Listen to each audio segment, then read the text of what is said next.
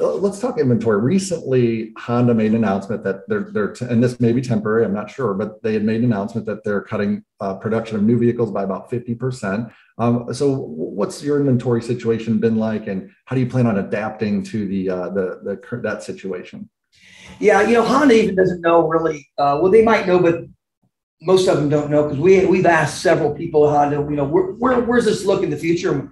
Where are we headed here, and what's going on? Bottom line is this summer is going to be light on inventory big time. My inventory allocation was about a third less than it was prior month.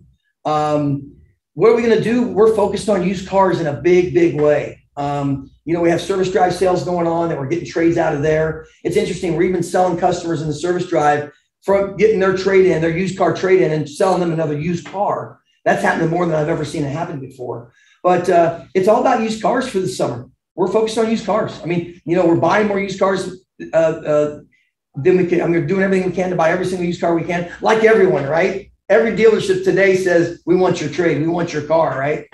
But that's what we're focused on, heavily focused on used cars. Yeah, it's an important growth area right now. And, I have a dealer that actually in Nashville, we built a growth plan around, the vehicle. The sales consultants are no longer sales consultants. Now they're sales and purchasing consultants. And they actually have to, part of their prospecting and part of when they're boarding deals, right? It's how many cars did they buy out of service or from other dealers. Like these guys are actually prospecting to dealers who have their core inventory at a non-core.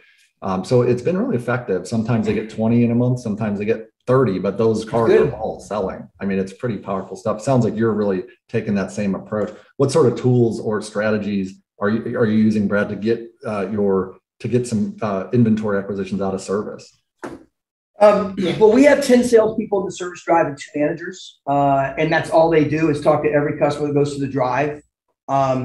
So we use we use Auto Alert as well. And my sales internet department, they are hammering the Auto Alert big time just to get appointment. And then instant cash offer, we're a buying center for KBB. And we're doing about 30 to 40 a month out of there. Excuse me. And then we just added a second person to that department, hoping to get that number increased.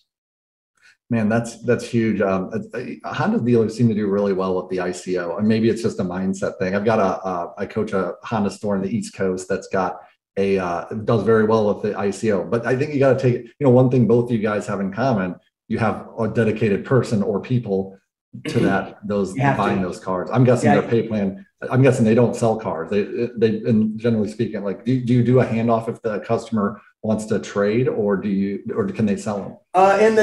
On the KBB program, they do a handoff. On that. But obviously in the service drive, they take it from beginning to end.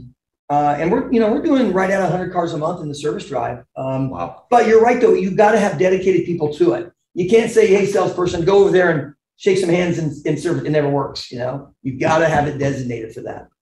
Awesome. Yeah, that focused approach. Yeah, you can either do one thing at 100% or 100 things at 1%. Yeah, exactly. That focus goes a long way.